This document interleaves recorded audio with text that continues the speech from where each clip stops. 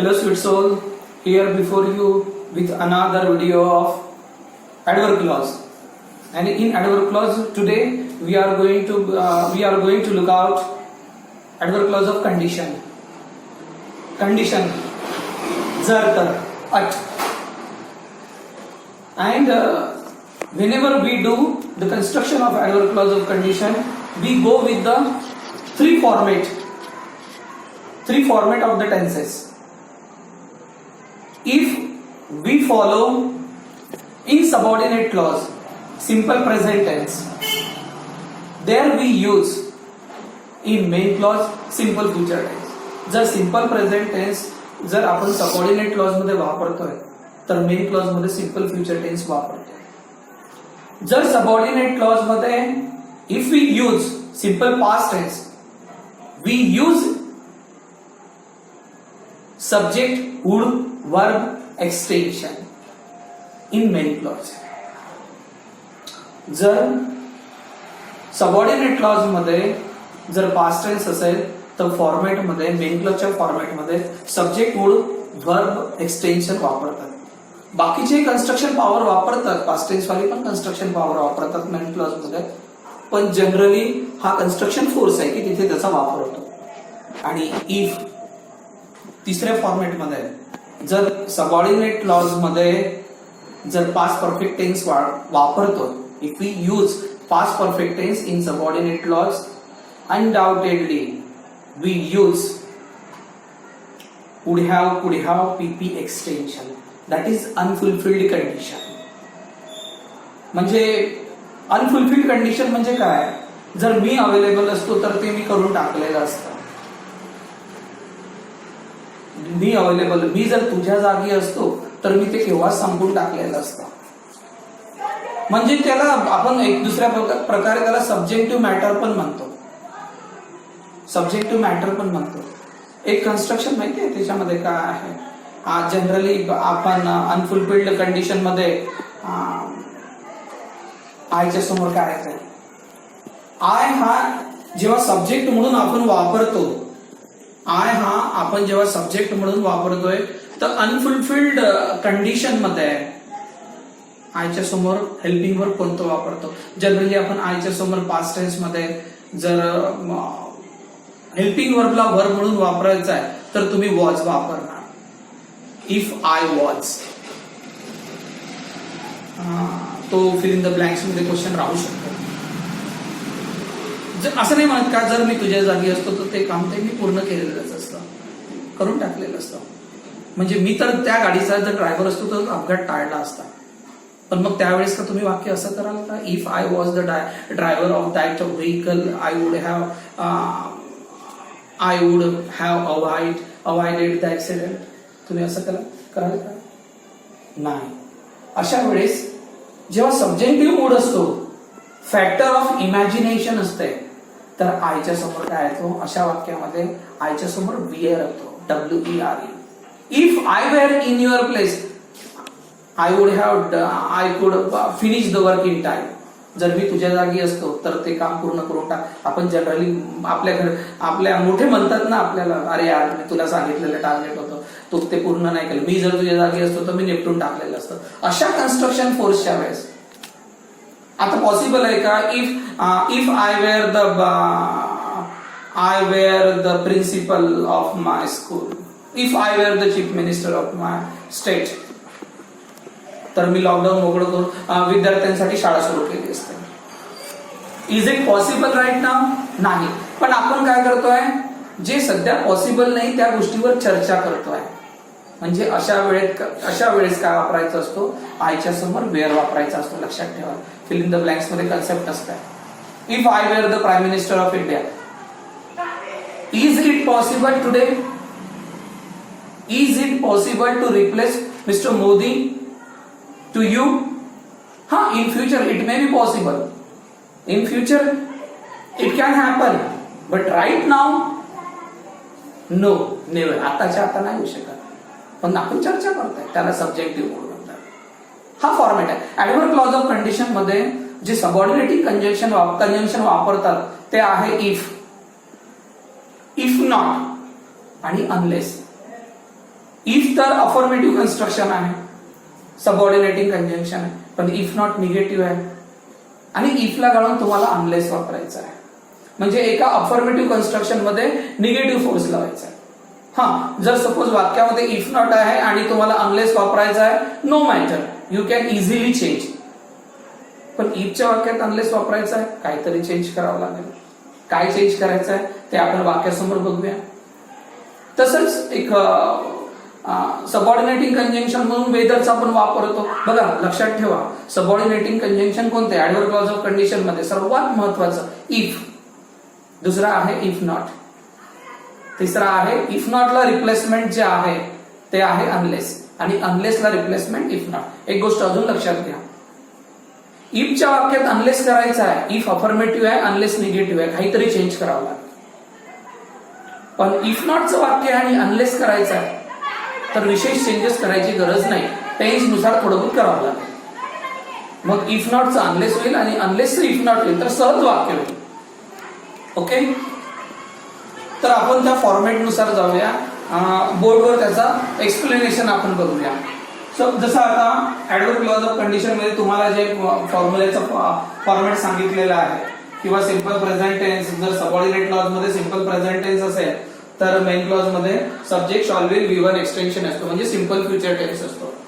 जर subordinate clause मध्ये simple past tense असेल तर मेन क्लॉज मध्ये सब्जेक्ट वुड वर्ब एक्सटेन्शन असतो. जर सबऑर्डिनेट क्लॉज मध्ये पास्ट परफेक्ट टेन्स असते तर मेन क्लॉज मध्ये सब्जेक्ट पुढे हॅव PP एक्सटेन्शन असते. याला अनफुलफिल्ड क्लॉज म्हणतात. आता आपण वाक्यांच्या स्वरूपात जाऊया. या इफला यूज करूया. इफच्या ऐवजी अनलेस बघूया, इफ नॉटच्या ऐवजी अनलेस बघूया, अनलेसच्या ऐवजी इफ नॉट बघूया. ओके, जसं आपल्याकडे वाक्य आहे, if students work hard they will score good marks. लक्षात येते तुमच्या? जर विद्यार्थी मेहनत करतो तर त्यांना छान मार्क्स मिळेल. If students work hard they will score good marks. म्हणजे इफ मुळे वाक्याचा अर्थ अफर्मेटिव्ह स्टेज मध्ये गेला. Now we have to convert this sentence into unless. परीक्षेमध्ये क्वेश्चन येऊ शकतो तुम्हाला, मेक इट निगेटिव्ह. दुसऱ्या वाक्यात म्हणतील यूज अनलेस. मग यूज अनलेस करायचा आहे. अनलेस म्हणजे काय होते बघा ना, अनलेस म्हणजे काय होते? इफ नॉट होते, आणि इफ नॉट म्हणजे अनलेस. पण या वाक्यात फक्त इफ आहे, नॉटचा वापर नाहीये, म्हणजे काहीतरी बदल करावा लागेल. बघा काय करतोय, या इफला रिमूव्ह करतोय आपण आणि काय वापरलं? अनलेस. बाकी वाक्य जैसे ते चाललं. Students work hard. आता बघा ना, पहिल्या वाक्याचा अर्थ होता इफ स्टुडंट्स वर्क हार्ड. जर विद्यार्थी मेहनत करतात तर ते छान मार्क्स मिळवतील. आणि इथे सुरुवात झालेली आहे, जर विद्यार्थी मेहनतच करत नाही, अनलेसचा अर्थ काय होता? If not. जरी नॉट नाही आहे पण त्या अनलेस मध्ये इफ नॉट आहे. जरी विद्यार्थी मेहनत, म्हणजे जर विद्यार्थी मेहनत करीत नाही मग ते छान मार्क्स मिळवतील का? नक्कीच नाही. म्हणजे आपल्याला काय करावं लागेल इकडे? दे बरोबर तुमचं या वाक्यात काय लावावं लागेल? Not score good marks. बघा कन्स्ट्रक्शन फोर्स अजून एकदा बघा काय केलं. इफचं वाक्य होतं, अनलेस मध्ये कन्वर्ट करायचं होतं. तुम्ही इफच्या जागी अनलेस घेतला. इफचा वाक्याचा अर्थ अफर्मेटिव्ह होता, अनलेसच्या वाक्याचा अर्थ निगेटिव्ह चालला. मग त्या वाक्याचा अर्थ बदलू नाही द्यायचा आहे, म्हणून तुम्ही काय केलं? या वाक्यामध्ये नॉट लावलं. म्हणजे पहिले वरच्या वाक्याचा अर्थ काय होता? जर विद्यार्थी मेहनत करतात तर त्यांना छान मार्क्स मिळतील. आणि दुसऱ्या वाक्याचा अर्थ काय होता अनलेसचा? जर विद्यार्थी मेहनतच करत नाही तर त्यांना छान मार्क्स मिळणार नाही. ओके, लक्षात आलं? फाईन. दुसरं वाक्य बघा. आणि बघा प्रेझेंट टेन्स वापरला, इकडे सिंपल फ्युचर टेन्स वापरला. आता दुसरं वाक्य, if Rahul paid electric bill they would not cut off line. जर राहुल इलेक्ट्रिकचं बिल पेड करतो तर ते त्यांच्याकडे जे इलेक्ट्रिकचे वायर कनेक्शन आहे ते कापणार नाही. ओके, आता या वाक्यात बघा बरं, मग तसंच होणार ना. अनलेस काही चेंज करत नाही, आपण वाक्य घेऊन चालूय तसंच पूर्ण. म्हणजे झालंय unless Rahul paid electric bill. पहिल्या याच्यात जर राहुल इलेक्ट्रिक बिल पेड करतो तर ते मीटर कापणार नाही, आणि राहुल इलेक्ट्रिक बिल पेडच नाही करत तर ते काय करतील? They would cut off line.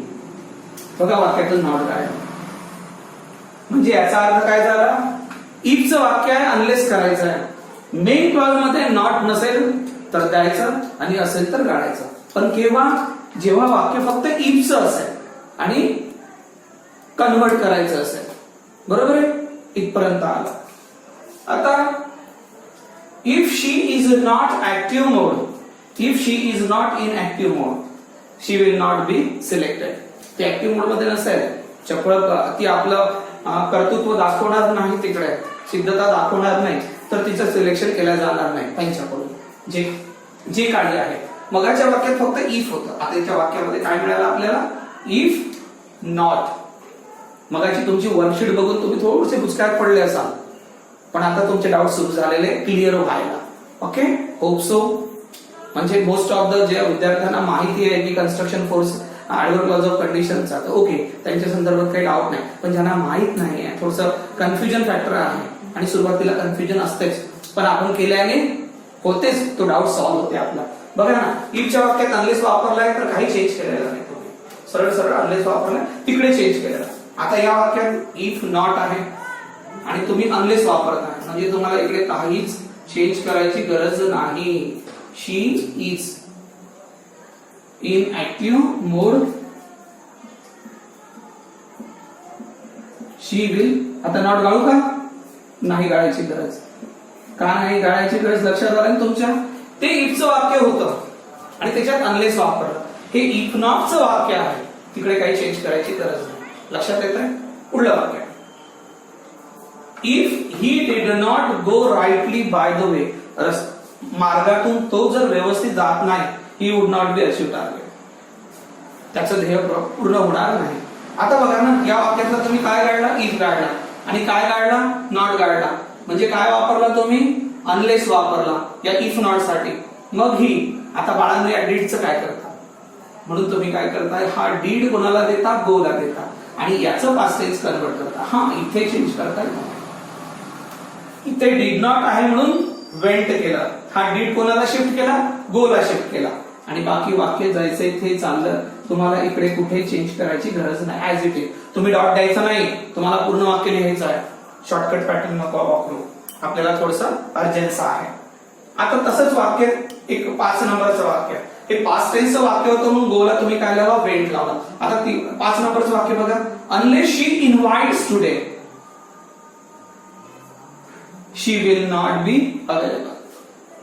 आतापर्यंत तुम्ही इफचं वाक्य अनलेस मध्ये शिफ्ट केलं, इफ नॉटचं वाक्य अनलेस मध्ये शिफ्ट केलं. आता वाक्य कोणतं आहे, अनलेस आहे. अनलेस म्हणजे काय होतं, अनलेस म्हणजे इफ नॉट, इफ नॉट म्हणजे अनलेस. म्हणजे अनलेस का काढून तुम्हाला इफ नॉट वापरायचं आहे. आणि नॉट वापरण्यासाठी हेल्पिंग वर्ब नाही पाहिजे ना, नॉट वापरण्यासाठी हेल्पिंग वर्ब पाहिजे ना. या वाक्यात हेल्पिंग वर्ब आहे का बघा बरं, या वाक्यात आहे का हेल्पिंग वर्ब, नाही आहे. मग तुम्ही कोणाकडे बघता, क्रियापदाला काय लागलाय, यस. यस लागला म्हणजे काय येतो, डज. पास्ट टेन्स असेल तर काय येतो, डीड. आणि प्रेझेंट टेन्स वाक्यामध्ये यस किंवा पास्ट टेन्स नसेल तर डू घेतो. म्हणजे कसं व्हायला पाहिजे वाक्य सांगा, इफ शी डज काढले ते सांगा, या क्रियापदाला यस लागला म्हणून. Not invite today, comma she will not be available. मग बाकी चेंजेस करायची गरज नाही, बाकी चेंजेस करायची गरज नाही आहे. बाकी चेंजेस लक्षात येत आहे. आता बघा, अनलेस वी थिंक. आता या वाक्यात अनलेसला काढून तुम्हाला काय वापरायचं आहे, इफ नॉट वापरायचं आहे.